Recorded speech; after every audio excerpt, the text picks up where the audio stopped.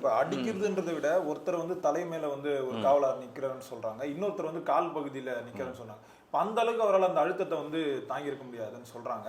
இது ரொம்ப டேஞ்சர். சிறுநீர்லேருந்து ரத்தம் வருது அப்படின்ற மாதிரி ஒரு இருந்ததுன்னா வந்துட்டு பிளாடர், அப்படி இல்லைன்னா வந்துட்டு அந்த யுரித்ரா வந்து கிழிஞ்சிருச்சுன்னு அர்த்தம். அதுதான் வந்து ஃபர்ஸ்ட் சைன்.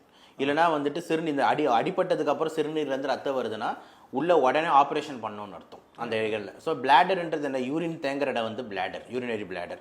அங்கேருந்து யுரித்ரான்னு ஒரு இடம் மூலியமாக அந்த பைப் மூலியமாக தான் யூரின் வெளியே வருது. இந்த ரெண்டுத்தை வந்து ஏதாவது கிழிஞ்சிருந்ததுனா தான் வந்து பார்த்தீங்கன்னா ரத்தம் வரும். ஜென்ரலாக வந்து இந்த பிளாடர் இன்ஜுரி இதெல்லாம் வந்து ஆகிறதுக்கு வந்து எப்படி ஜென்ரலாக ஆகும் அப்படின்னா, இப்போ நம்ம நிறைய பேர் வயசானவங்கலாம் வந்து யூரின் போக முடியாமல் இருக்கும்போது அவங்களுக்கு ஒரு டியூப் போட்டிருப்போம், அந்த யூரின் போகிறதுக்கு டியூப், கெத்திட்டர்னு சொல்லுவாங்க. நிறைய தாத்தாங்க சில நேரத்தில் சென்சேஷன் எல்லாம் கொஞ்சம் ஆல்ட்ரா இருக்கும், அதை பிடிச்சி இழுத்து விட்டுருவாங்க. இழுக்கும் போது அது கொஞ்சம் கிழிஞ்சிரும்.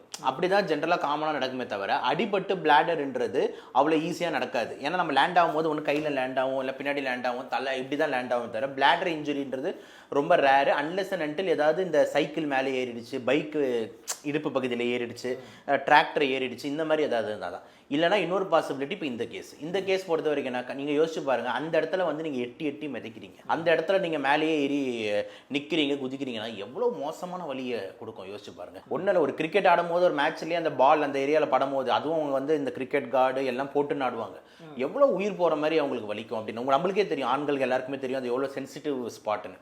அந்த இடத்துல வந்து ரத்தம் வர அளவுக்கு இருக்குன்னா அப்போ பிளாடர் அண்ட் யுரித்ரா எவ்வளோ டேமேஜாக இருக்கும், அப்போ எவ்வளோ கொடுமையான வலி இருக்கும். அந்த வலியே ஒருத்தர் உயிரை இழக்க வைக்கும். That pain is the reason for death.